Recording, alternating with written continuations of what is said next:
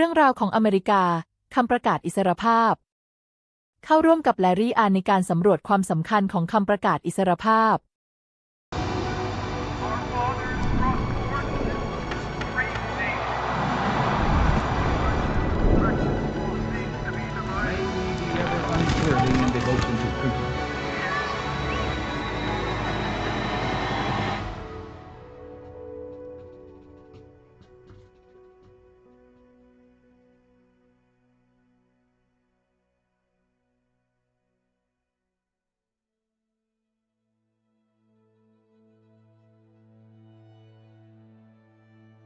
Hello, I'm Larry Arnn, president of Hillsdale College, and I'm honored to welcome you to the Indian Treaty Room in the Eisenhower Executive Office Building, part of the White House complex.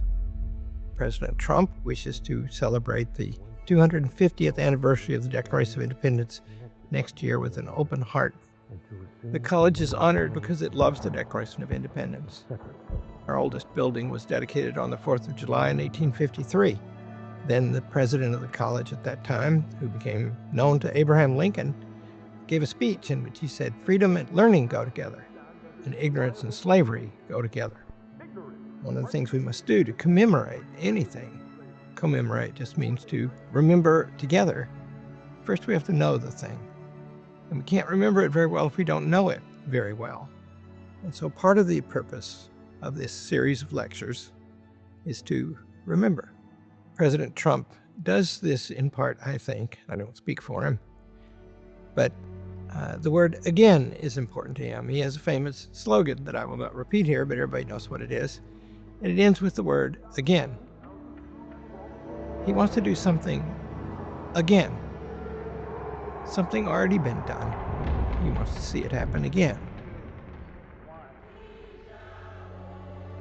This places him somewhere near the politics of Abraham Lincoln, I think. George Washington did something for the first time, extremely honorable, including the defense of the Declaration of Independence on battlefields.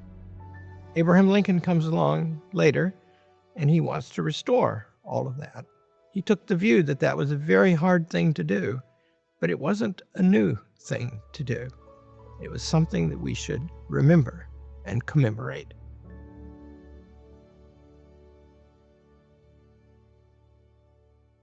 In introducing this series, I want to begin by encouraging you to read the Declaration of Independence. It's just over 1,300 words long.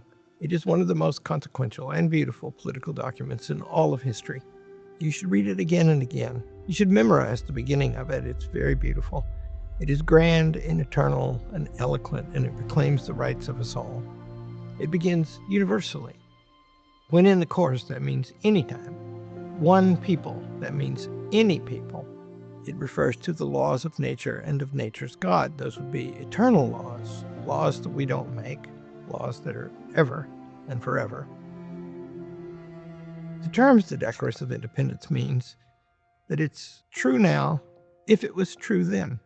And it means that if it's not true now, it was not true then. It excludes any idea of a change in the fundamental conditions.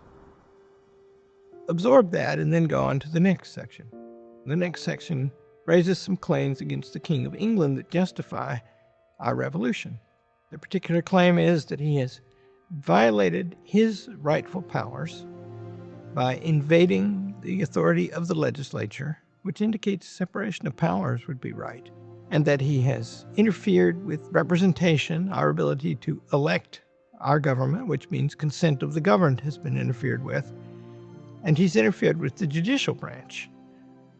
Separation of powers, consent of the governed, representation.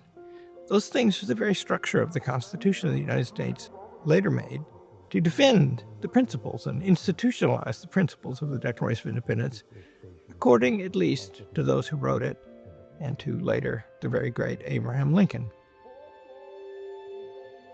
If you learn those things, it's a sort of guide to the understanding of American politics. After the charges against the king comes a particular, also very beautiful, final section that becomes so particular it is confined at the end to the actual people in the room voting to approve the Declaration of Independence. We mutually pledge to each other, our lives, our fortunes, and our sacred honor. It starts out with all eternity, and it ends up with those people and that room and everything they have pledged to this eternal cause. It becomes the American cause, the cause of our people, formed under principles of all people by a resolution they made unto death to defend it. That, I think, is the foundation stone of America right there. In the course of the American Revolution, in April of 1775, in 2 villages in Massachusetts, a bunch of people, first about 70, then maybe 3,500, were called out to fire the shot heard round the world. Several hundred British regulars were coming down the road to seize an arms depot and, you might say, assert the might of the British Empire. And they gathered to stop them, and they did. They were organized to do that. Somehow it wasn't just individuals rising up. They had already bound together to cooperate. It's a very stirring story, and we have the marvelous Bill McClay, a colleague of mine, a historian, tremendous teacher. He's one of our best. He's written many books. He fell in love in history a long time ago after a classical education, and I commend one of his books in particular to you. I think the best one-volume history of the United States ever written is called Land of Hope.